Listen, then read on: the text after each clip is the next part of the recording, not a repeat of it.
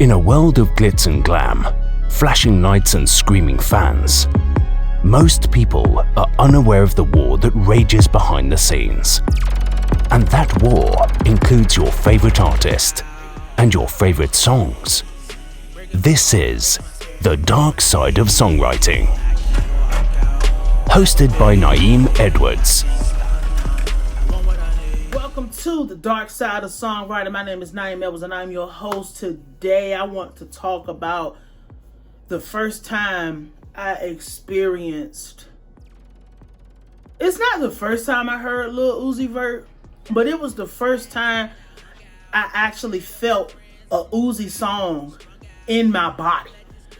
And which is crazy because a lot of times people like to throw, oh, it's just music, it's just entertainment. This music shit is more of an experience. Like I said, it's a dance, it's a ballet, it's a marriage, it's a lot of things. It's never just song. It's never just whatever. Like, I remember I don't know exactly when EXO Tour Life came out, but I knew it was years and years and years and years and years ago because I was in my mid-20s.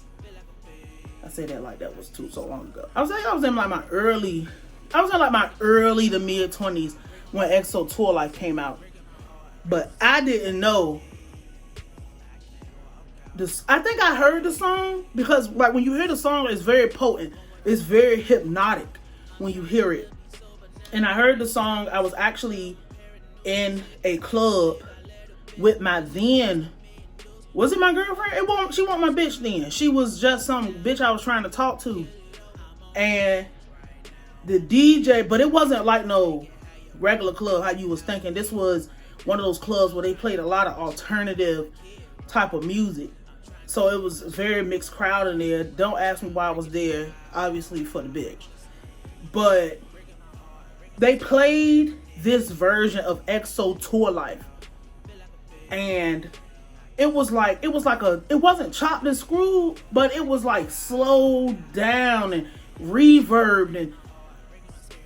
And I remember what was going on because I was like on a booth. I was like leaning on a booth. And the girl that I had came with, the song came on, she ran over and she started doing this crazy slow twerking on me. And I just knew that night was gonna be the night, like, oh yeah, she's gonna give it up tonight, like no question. But the way that song, now I vividly remember this, fuck the bitch. I remember that song, I felt that song in my fucking bones. Now I didn't know what the fuck was being said. I wasn't listening to the lyrics. I wasn't intoxicated or nothing like that. I don't do that.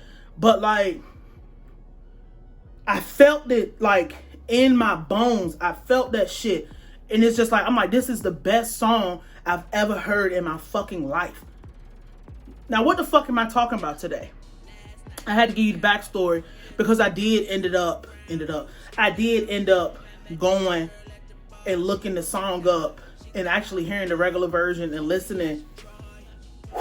Man, what a heavy fucking song. Like, it's like, I don't really care if you cry. On the real, you should have never lied. Should have saw the way you looked me in my eye. Baby, I'm not afraid to die. Push me to the edge. All my friends are dead. Push me to the edge. All my friends are dead. Then that can be probably interpreted as getting money. Like, money is my friend or some shit like that. You know, if you did know, if you didn't know. Or it could have been all my friends are dead in the real life. I doubt that. But there's some lines in there that's like, who knows what the fuck he's mumbling. But it's like, Zanny, dole the pain out. Zanny keep controlling me.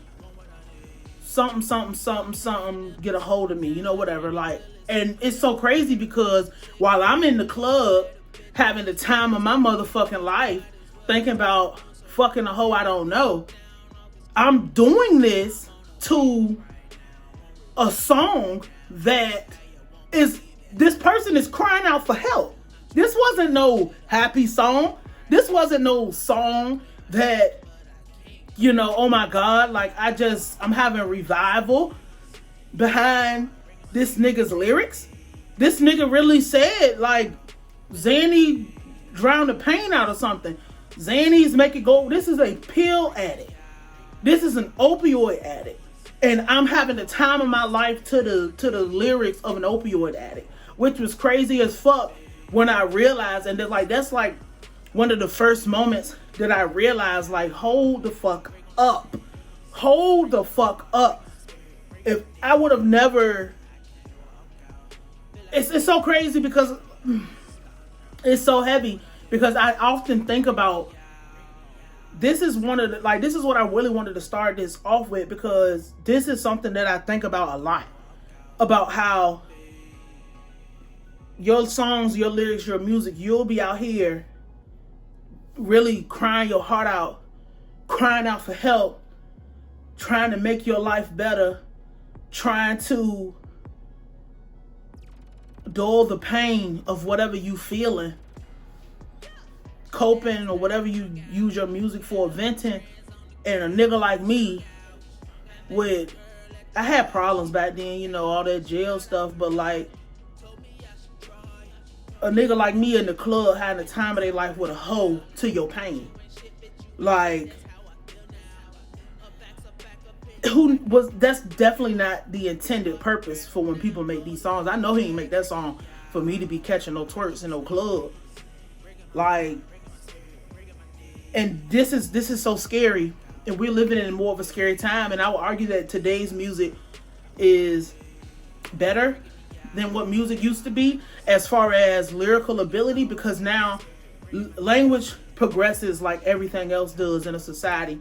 And now we have more words, more ways to express it, different ways to do it. We're always coming up with something new. Language is something that absolutely moves forward. It never, you know, goes backward in a way. And if it's something they consider going backward, it's usually like something like a spinoff, like AVE. If you don't know what that is, African American Vernacular English. Like, the way that we talk, we speak in a way that nobody else will understand. So that's a whole language in itself. I'm getting a feeling inside of me now, because it's so, I wouldn't have done that if I would have been listening to the lyrics. All I was doing, you just hear that bounce, you hear the melody, the bounce, it's poisonous. The shit that is happening in these songs just takes your mind over. It's poisonous. It's meant to hypnotize you, so you can just completely whatever. Because now, what if subconsciously I fell into some type of depression, or I fell into some type of issue? Subconsciously in my mind, I've already been indoctrinated to, maybe I should pop a pill because I heard a song. And my thing is, we don't do conspiratorial talk or none of that over here. This is real science. Like, you put this shit in your head and you think that you came up with a real solution. Whole time you got that from a motherfucking song you heard. You got that from something you heard. That's not a real solution. Those are lyrics that lay dormant in your mind until your mind somehow found out, like, oh wait, we can use this junk mail that's been in here, these junk files that's been in here. That might be a solution, because you can't pull shit out of thin air. This is why people tell you to get counseling. This is why people tell you to go get help. This is why people tell you to talk about stuff, because you can't pull things out of thin air. You will never pull anything out of thin air. Everything you know has been taught to you. You have heard it. You have ingested in some type of way. You didn't create anything. The only thing you could probably create is a baby. Like, and that's pretty much it. And it takes two to tango in that department too.